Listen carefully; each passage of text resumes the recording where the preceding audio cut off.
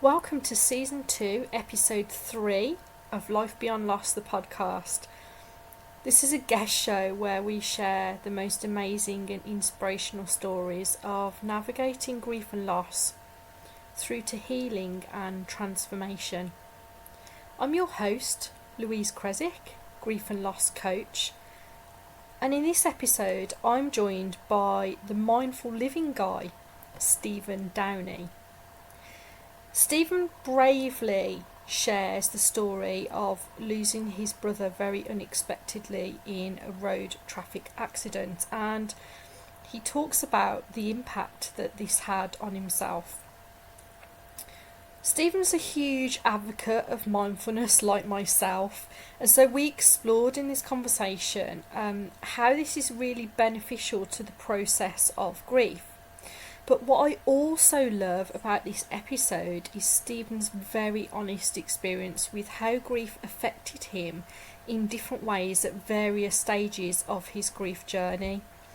He reflects on what he calls his sliding door moment and shares how really his loss changed his life in a very meaningful way. This is a really lovely conversation to listen to, so please stay tuned.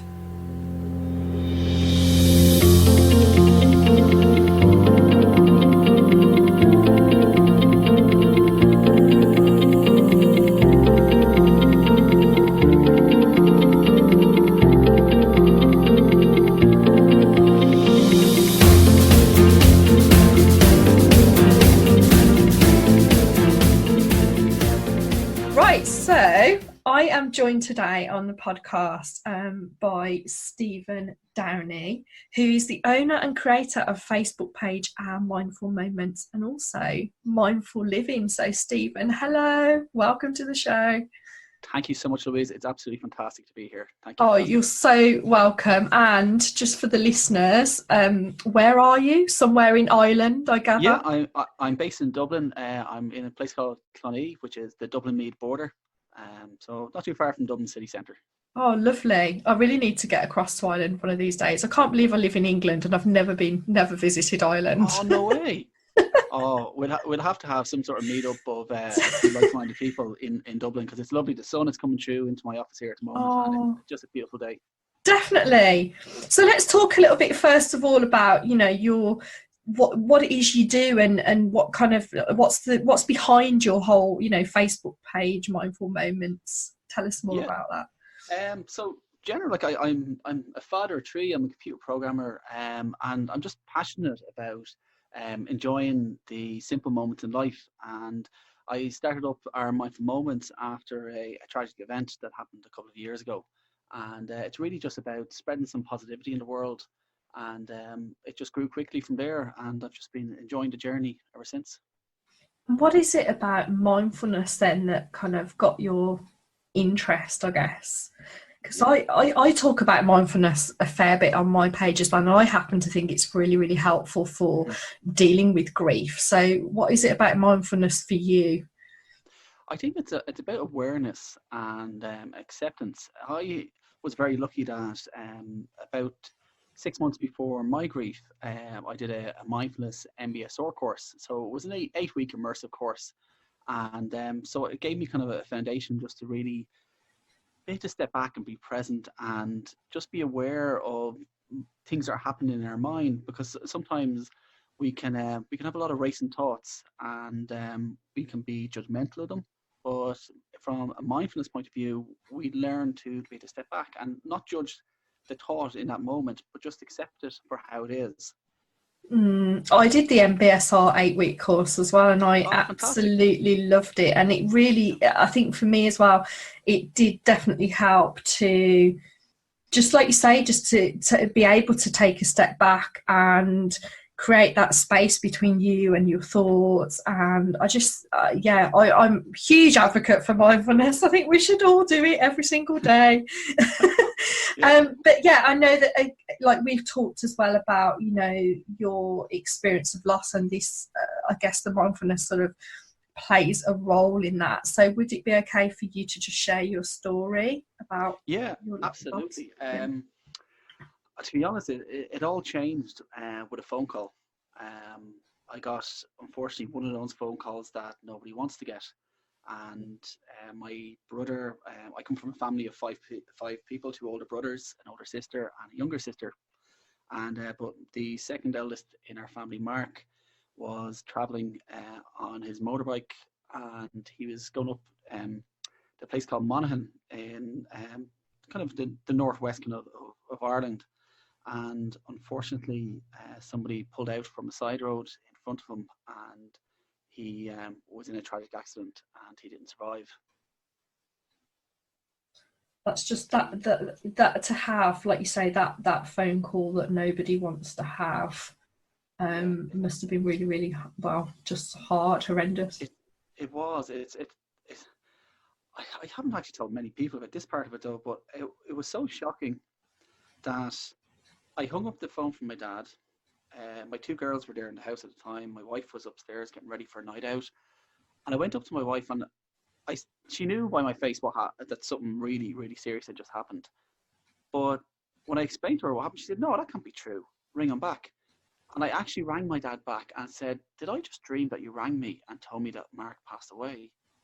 And it's like, it's in the moments that nobody is prepared for something like this. And it was just so shocking that I actually couldn't believe that it was real.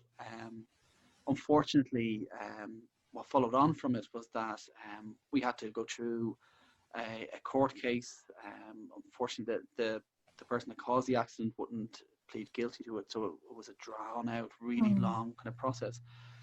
But in some ways, we were very lucky that it did go to court in the end, because there were so many witnesses, from people that drove behind Mark for about 20 minutes and people that were behind the other driver that pulled out from the lane, that we were able to put together exactly what happened on the day. Like, there's a lot of people that go through similar events and they have no way of knowing what actually happened, how to piece together the event.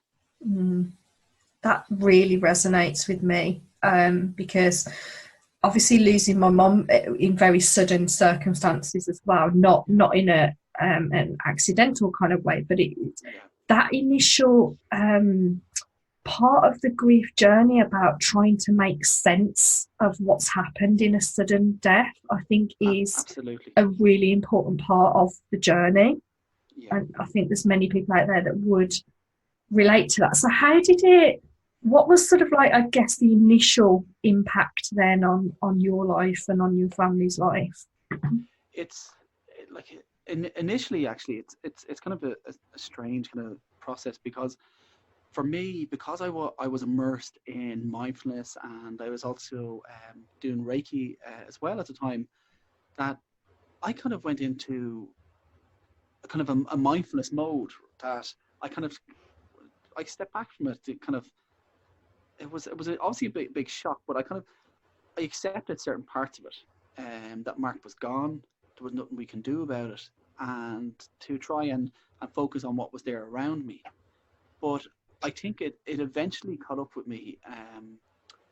Like I said, we had to go through a whole proceeding within court, and when that came to its natural end about 2 years later, I think it was then where I actually processed what happened. And I think grief for me happened in different stages over different times.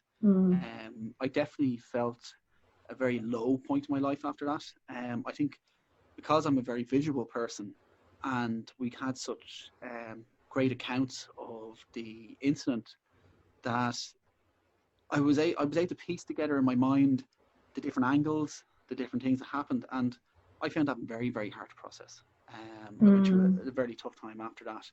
But I think, no, initially it was the acceptance for me, and I kind of felt that I wanted to be stronger for other parts of my family. My parents obviously have taken it extremely hard, and it's different. Like, different people grieve in different ways. That's one thing I've definitely learned. Yeah, absolutely, and at different paces as well. Different, you know, I absolutely recognise that the whole grief, you know, the 5 stages of grief gets a bit of a bad rep, actually, because people reckon it's not, you know, that straightforward. And I get that the grief journey is not necessarily linear, that we do Yes. go through all these stages in different ways. But I do definitely think there's something to be said for those stages of, the acceptance, and perhaps some people experience a bit of denial or a bit of anger and Yep. go through those bits. And I definitely can recognise in my own journey, again, they didn't all happen in that same order, Yep. but definitely happened over a period of time in different ways. And what do you think for you? And did it show up in different ways, manifest itself in different ways for you as well? Absolutely, Louise. You've hit the nail on the head, that it, like, we all experience it in different ways at different times. I think I'm a very passive type of person, so anger didn't show for a long time, but it did happen, and I felt very, very angry.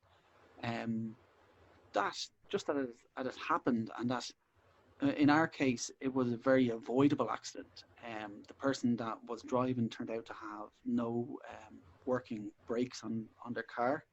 I know it sounds like a ridiculous thing to do, but if this was an old farm vehicle, it was something that should never be really been on the road, but it was brought onto a major road in to go to the shops. Basically, he was trying to cross the road to get to the shop on the other side, and I at first I tried to step back from that anger, but it did really eat me up. I think the only thing that um, really resolved that for me was that I talked to a lot of people about anger and about hatred, and that we could live. I like me personally. Now we all, like I said, all my family have gone through this in different ways, but for me personally, that the big thing I did was that, and it took me a long time, and it was a very hard experience, but I tried to forgive that person for what happened. Mm. And the reason I wanted to do it was because he had no way of knowing how I ever felt. Mm.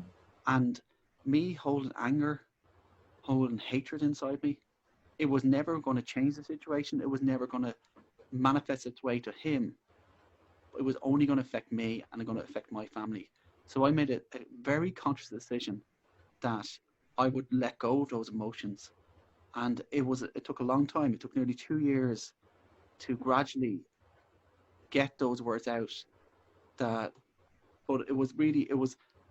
I can't think the phrase off the top of my head, but there's a thing about, like, people, like, living with regret or with anger is like letting someone live rent free in your head, and Mm. I didn't want that for me. So that's where I had to let go of that anger. And I think I've really, over the last, I'd say, 18 months or so, I've it really has changed for me a lot. Yeah, I agree. I think that the forgiveness part of things is not always about having to forgive that other person because you're having to forgive that other Absolutely. person, if that makes sense. It's for No. you, and about being able to, I think, just let those feelings be and just let it go to some extent, and just forgive Absolutely. yourself as well sometimes, I think. Yeah. So yeah, I also wanted to ask you then about, so because with the mindfulness stuff as well, with the best will in the world, we are human beings at the end of the day as well. And I'm pretty sure, unless you're a Buddhist monk or something, it's often quite difficult when those emotions come up, things like anger and hurt and Yeah. frustration and all of that. Mhm. So I think for me, it's about actually what the mindfulness has done for me is just helped me to, I think you used the word Yes. acceptance of those emotions, that it's okay to have those emotions. It's not going to be a case That's of it. getting rid of them, Yeah. but just being able to kind of work with them. That's And it. And live with yeah, those emotions. yeah, Yeah. what do you think? Yeah. Absolutely. I 100% agree with that. Like the most powerful thing that I've got from mindfulness about not judging what emotions you feel right now, and not saying whether that is right or that is wrong. It's just what you feel. And I think for me on the journey was that um, allowing your emotions to actually come out. I'm a very emotive person in general, and but if I feel like I need to cry, I have no problem letting that out. And even only last week, that something happened that kind of triggered an emotional response from me, and I had no guilt about having a good cry, letting it out, and just sitting with that emotion at the time. Because I think a lot of the time, we we often try to stop an emotion come out because we think, oh, I shouldn't be feeling that way, or I shouldn't be feeling this way. But sometimes you just have to let it let it go free, and we can cause a lot of anguish, a lot of anxiety in ourselves when we're fighting the emotion, if that makes sense. So Absolutely. definitely, sorry, I was going to say No, no. mindfulness has definitely helped an awful lot from that yeah, on that journey. Yeah, I think fighting is the word that stands out for me there, because so many of my clients sort of come with this idea that they don't want the grief anymore, or they want Yeah. to push it away, struggle with it. It's like you hear people use words, I'm struggling with this, I'm battling with that, and it's Yes. all about the fight, isn't it? And actually, Yeah. I think that the reframe on that is that we don't need to have a fight with it. It's there. It's not going Yes. to be forever, Yeah. but it's like just kind of maybe let it be. Absolutely, Louise. You've that's actually it's the essence of it. It's the essence of mindfulness. Is about just accepting the situation we're in now and not fighting with it, because it's often the fight that can cause more pain than the emotion itself. Yeah. And so tell us about so in August of, I think it's 2014, you Yeah. started a little challenge. Tell us about that. Yeah. So this is kind of like it was like the journey that I had gone on. It was a strange one because, like I said, initially I wanted to try and accept it, but I wanted to help my children, because I had at the time I had two girls. Kira was about 3 or 4. Roshan was about 6 or 7, and they I'm gonna say it out straight, like, and I get emotional even saying it. They wanted to know why their daddy was crying all the time, Mm. and for the first time in my life, my children were worried about me. Um, so I wanted to try and do something about it. So I saw a thing called 100 Happy Days. Friends of mine were, I'd say it was months before that I'd seen this thing, and the whole idea and the concept of this is that you try and find one little moment from your day that you're grateful for. So it must have been about 3 or 4 weeks after Mark passed away that I decided to start this journey. And each day I would take a photo, and it's not even to share the photo or to give to people. That it was really just something that you're grateful for. It's basically a visual gratitude journal. Mm. And as it progressed, some of the moments it was funny. Like some of them were very simple moments. Like I might have had a very hard day, but we had a bowl of soup one day Mm. with the girls, and it just, that was the moment we all smiled. And so I captured it, and as I went on, different moments came up. Like there was a very very hard one earlier on in the journey, that we brought my brother's ashes back to the house, but all of my family, for the first time since it happened, were all back in the same place. Mm. And so I captured that moment in it, and it progressed and it went on. And like I said, it was all just simple things every single day. And on the very last day, I shared a picture of myself and my brother that was taken about 2 months before it, and is actually cropped from a family photo, which, as it happened, was our last ever family photo. And the words I shared on that was that the moment that we captured, it was an insignificant moment at a party when we took it, Mm. but it turned out to be the most significant moment for me and my family, because like I said, it's our last ever family photo. It's something we could never recreate. And what it taught me with that, and that I think that journey was the trigger that really wanted me to explore mindfulness more, is because these were all little simple moments every single day. These were things that could have happened, and I would have forgotten all about them.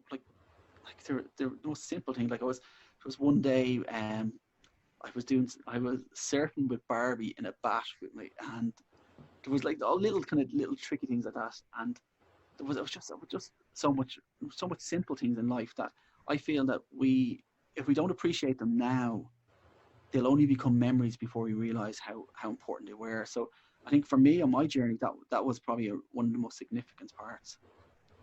Yeah, I was going to ask you, so like sort of capturing those little moments, how did that help you to, like, in your grief journey, do you think? How did it I help? I think from that point of view, like what it was actually showing me was like I obviously I was really in a very deep emotional state because of losing Mark, Mm. but it showed me what I still had. Mm. It showed me what great things I still had about my life. Now, it never changed the situation. Mark it's had and still is gone, Mm. but I still have a great family around me. I still have great things that happen in my life. And that's not to take away from the grief. It's not to take away from what actually happened. Mm. But it just showed me, it gave me stepping stones to just appreciate what life I had. Yeah, I guess it helps us to some extent, just to shift that focus a little bit, doesn't it? Yeah, From the loss to actually, like you say, rather than what's missing, yeah, the things that we actually have. And that's not to say you're not honouring the loss, but actually absolutely. it just Yeah, helps to shift the focus, doesn't it? So that we're not yeah, in that grief, 24/7. And I think that's where I think it can start to become a little bit unhealthy and people can get quite stuck in grief. absolutely, absolutely. Yeah, So yeah, I love that little challenge that you did. And so yeah. where did that lead to for you then with your Um, your mindfulness? And yeah. So like that kind of gave me a focus, and what's happened since actually is like I did that in 2014. I forgot all about it, and then a couple of years later, I'd said like within 2000 and I think it was 2017. So it was after the court case, after everything happened. I went through. That's when it really hit. Everything hit me, and I kind of went through a very bad patch.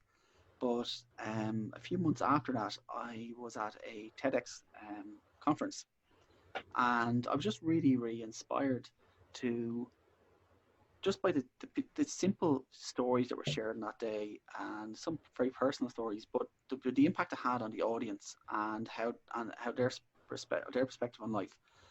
So what I set out from that day was to be a public speaker and to share my story. So the journey of the 100 happy days and the our last family photo are the essence of a talk that I created called the value of a moment.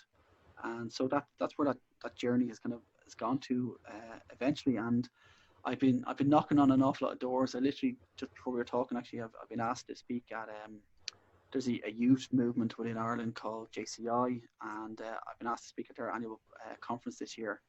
And I think it's given me more focus as the years have gone on. That I'm now not, like we said, it's shifting the focus. That I'm not no longer just focusing on what happened to me, but what good can come out of it, and mm, who can I help along the way. And luckily that people I have shared the story with, I have talked to, it's had a profound effect on them.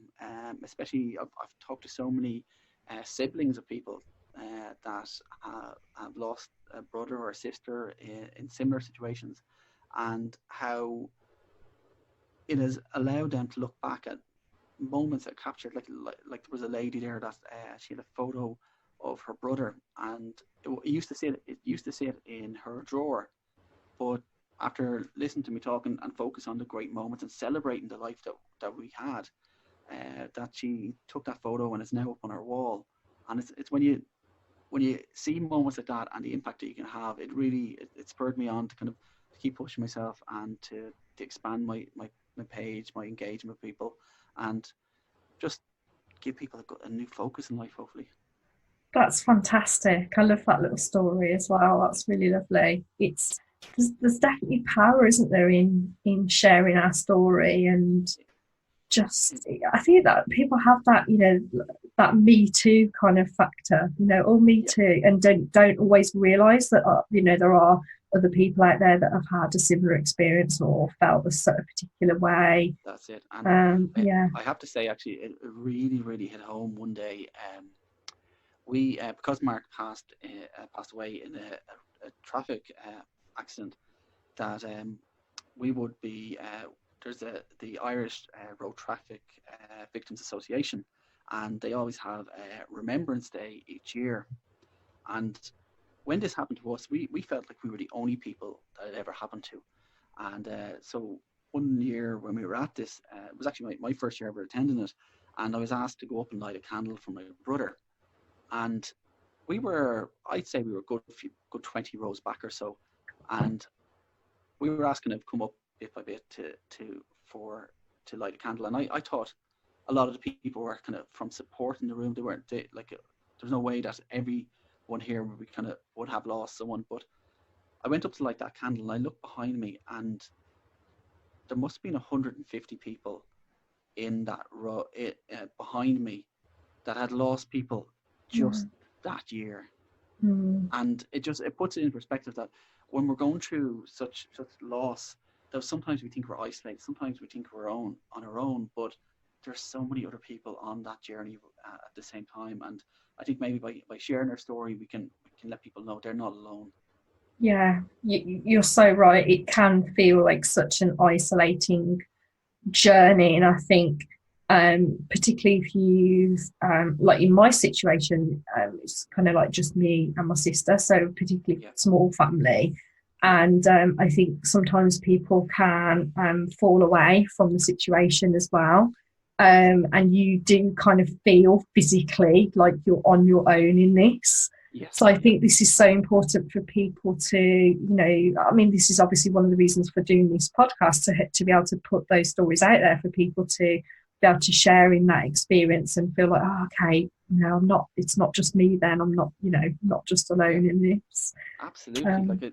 It's, and Louise, you're doing an amazing job in this, and to just share and just let people know that people often feel isolated and they think they're on their own, but when they come across podcasts like your ones, that they know that there's other people going through this, and it really helps them on the journey. Well, I hope it does. I really hope it does.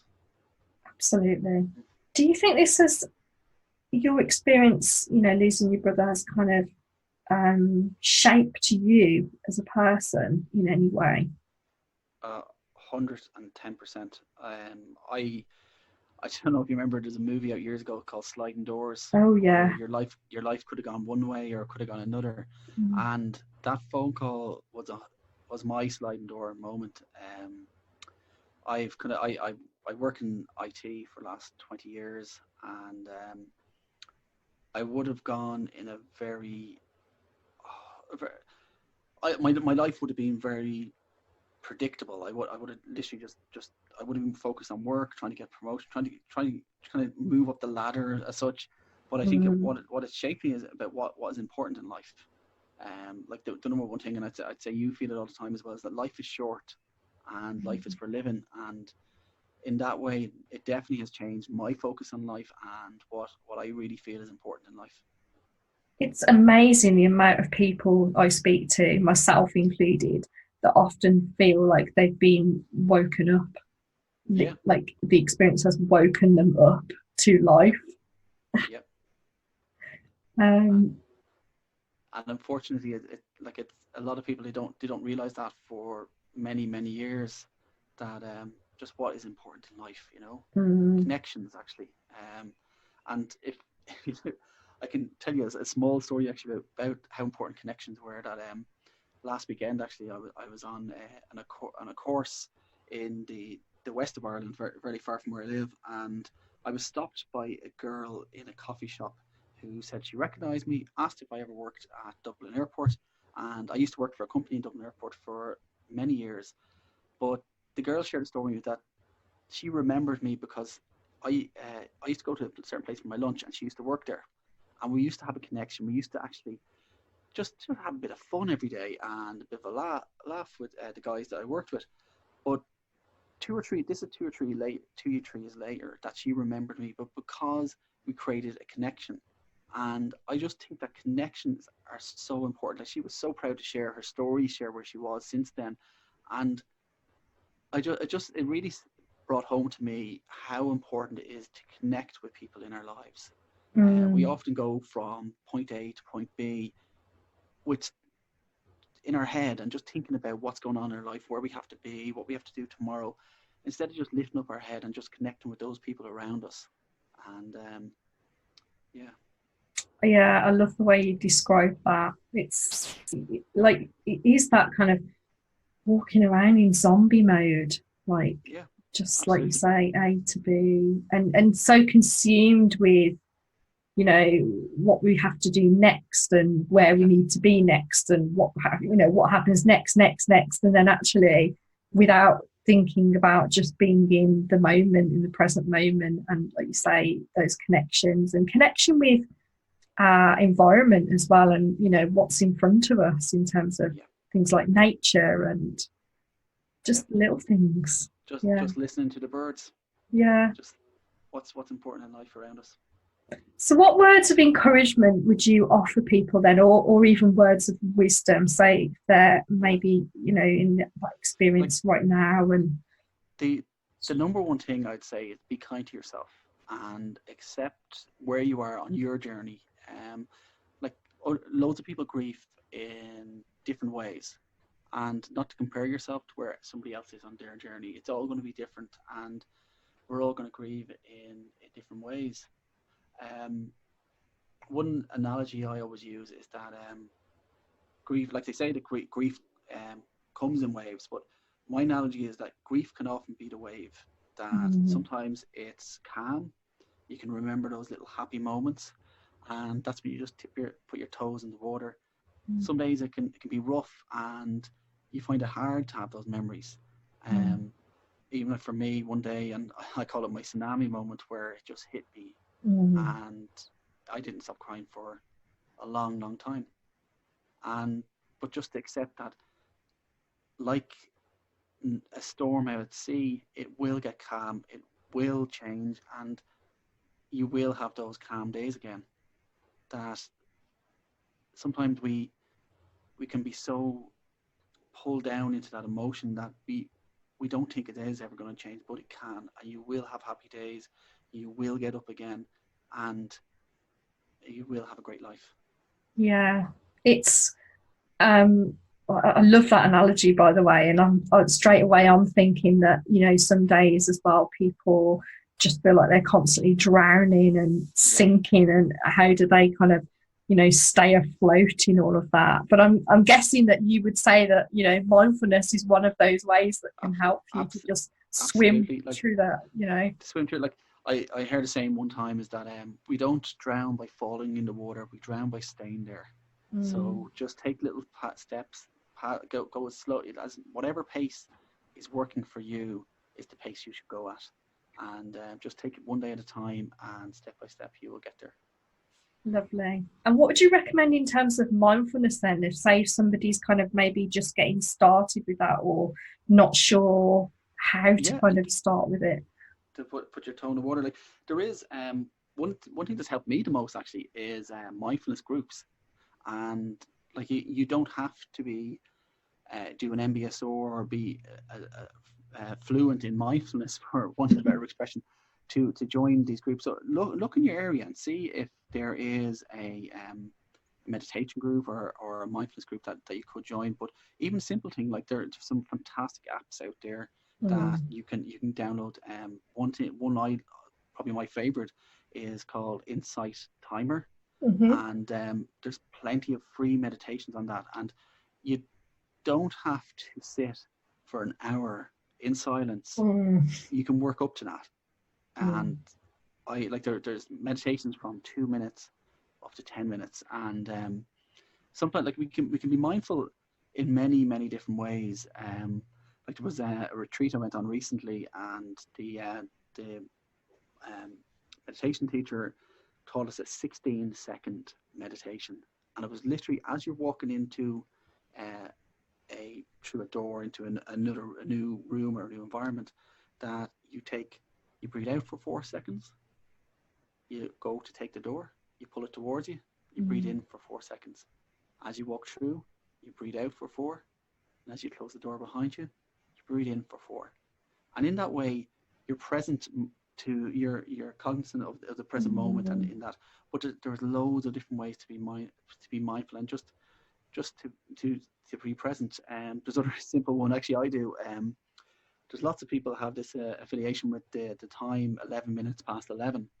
And so every day when I see that coming up on my watch, I just pause and I take a few seconds and I just listen to my mind. I just say, where am I on now? What are my levels? How do I feel in this very moment? Yeah. And like that, it's very, very simple things. But definitely like check out the apps. If you can join a group, and like if you want to really get into it, like there is the MBSR. There's a very good course I'm actually studying at the moment, and I hope to teach it next year, called a mindfulness-based living course.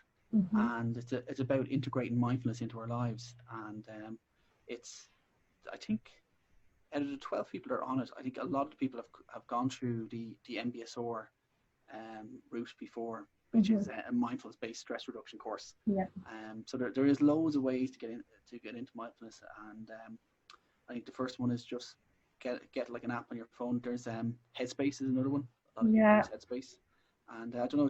Would you have any other ones you'd recommend, Louise? I think Headspace was one that I started out with. I think there's another one called Calm. Which is just a few minute hits at a time sort of thing. Yeah. But if anybody wants to Google, something as simple as there's a 3-step breathing exercise, which literally takes 3 minutes, isn't it?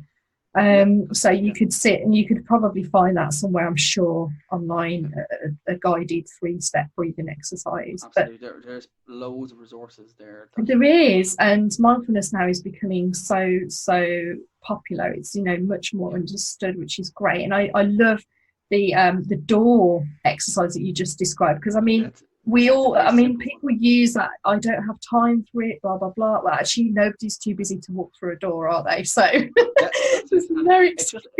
it's also about like shifting your emotions as you move from one scene to another, and and just not bringing your energy, any negative energy into that new room. Your last breath is a breath in, so you're pulling the energy from the room. So it's an interesting one. I think everybody at that retreat were kind of blown away by it. It was a guy called David G, David DAVIDGAI, and lovely man. He has some great meditation actually on Insight Timer as well. His voice it's like honey. It's just I could listen to him all day. It's fantastic. Well, thank you so much, Stephen, for sharing those words of wisdom as well. And we will pop up the link for your Facebook page and your Facebook group, or both of it, whatever. That'd be fab. And I just thank you so much for joining me on the show and talking about your story. It's just been really inspiring. So thank you. I really enjoyed it, and thank you for the work you're doing. It's fantastic.